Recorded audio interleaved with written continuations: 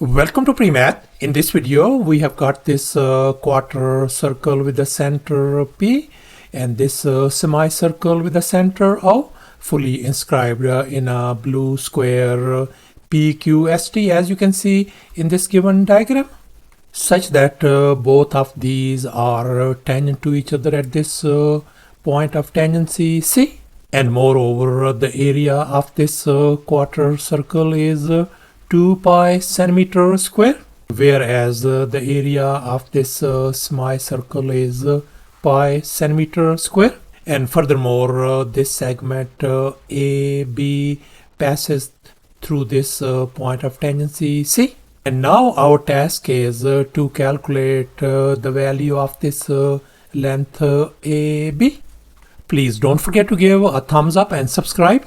And please keep in mind that this figure may not be 100% true to the scale. Let's go ahead and get started, and we are going to label the radius of this quarter circle as uppercase R, whereas the radius of this semicircle as lowercase r. And now our task is to find the value of uppercase R and the lowercase r as well. And now let's focus on this quarter circle.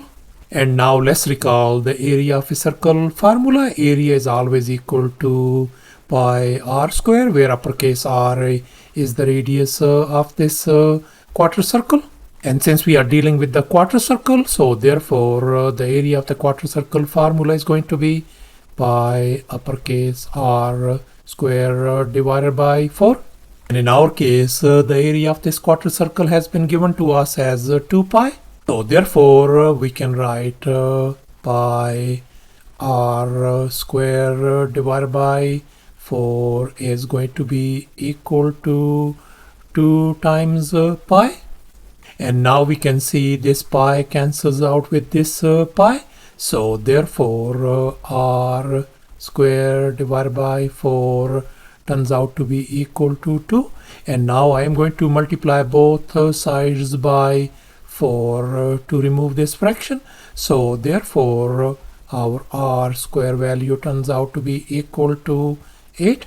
And now I am going to undo this square by taking square root on both sides. So therefore our uppercase R radius value turns out to be 2 times square root of 2 centimeter.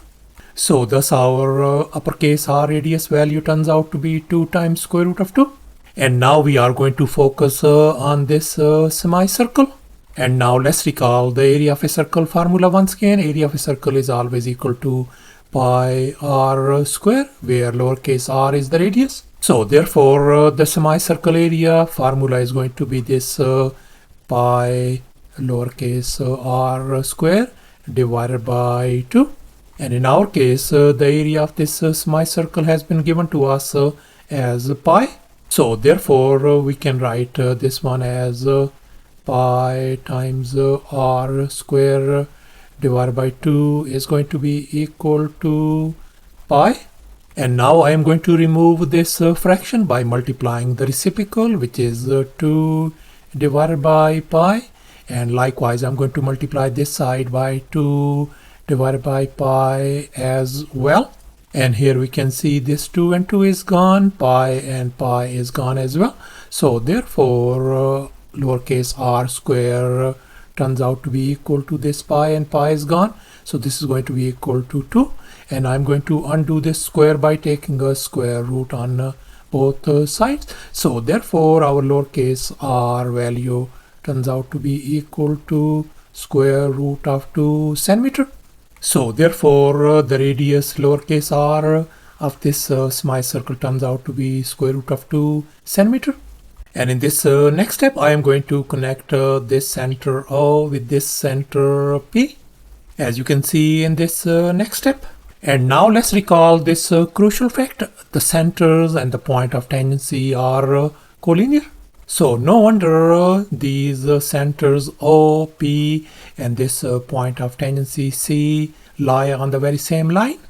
And now let's recall the circle theorem. According to this theorem, the angle between the radius and the tangent line will always be 90 degrees. So no wonder this angle has got to be 90 degrees, since this AB segment is the tangent line, and this PC and CO are the radii. And now let's focus on this right triangle PCA. And now let's assume that alpha and beta are our two complementary angles. In other words, the sum of these two angles, alpha plus beta, must be equal to 90 degrees. So therefore, if I label this angle alpha, we know this angle is 90 degrees. So therefore, this angle has got to be our angle beta. And now we are going to focus on this other right triangle PQO, this whole right triangle. And once again, bear in mind that alpha and beta are our complementary angles. We know this angle is 90 degrees, this angle is beta. So therefore, this angle has got to be our angle alpha. And now we are going to focus on these two angles. This angle is alpha and this angle is alpha. So they are congruent. And now in this next step, we are going to draw some auxiliary lines to make our job simple. As you can see in this next step, I have dropped a perpendicular BD. And this perpendicular BD is parallel to this side PT. So therefore we can see that this PT length and this BD length are equal. In other words, this BD length is going to be equal to the side length of this square. And now we are going to focus on this right triangle ADB, this right triangle. And now let's recall once again, we know alpha and beta are our complementary angles. We know this angle is alpha, this is our 90 degree angle. So therefore this angle has got to be our angle beta. So therefore we conclude that these two right triangles, this right triangle PQO and this other right triangle ADB, they are our congruent triangles according to angle side angle congruency theorem.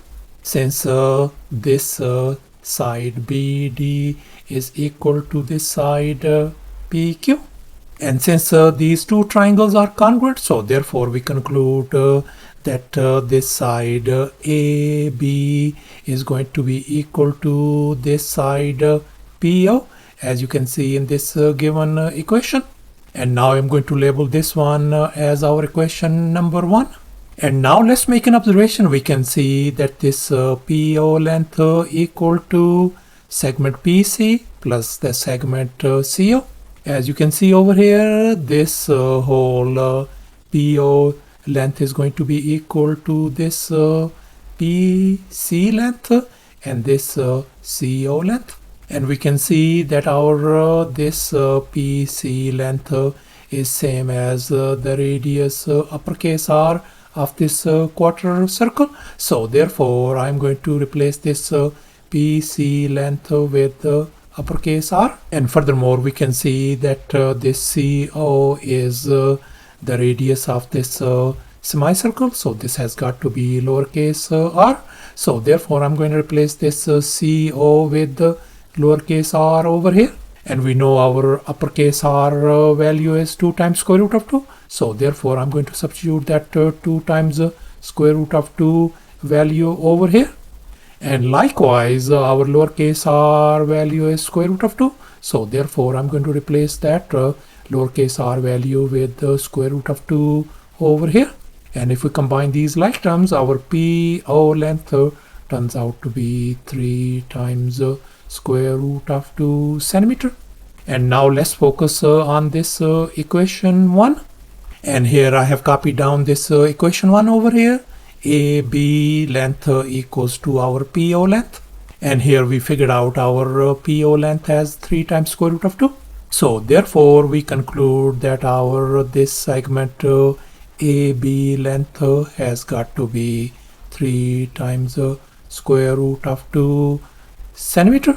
So thus after all the calculations and manipulations, the AB length turns out to be 3 times square root of 2 centimeter, and that is going to be approximately equal to 4.243 centimeter as well. Thanks for watching, and please don't forget to subscribe to my channel for more exciting videos. Bye.